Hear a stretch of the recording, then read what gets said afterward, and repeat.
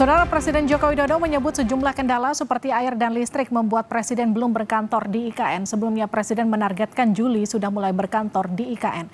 Presiden menambahkan fasilitas seperti air dan listrik yang belum tersalurkan sepenuhnya jadi alasan penundaan kepindahan Presiden ke IKN yang sebelumnya ditargetkan pada Juli. Selain itu faktor cuaca seperti hujan terus-menerus juga membuat progres percepatan pembangunan IKN terhambat.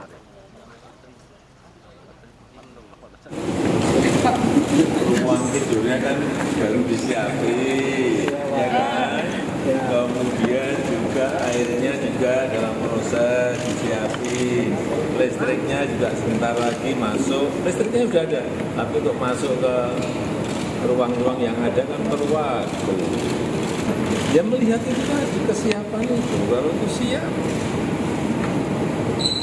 Kemarin memang targetnya kan Juli, tetapi coba lihat IKN minggunya tiap hari hujan terus banget.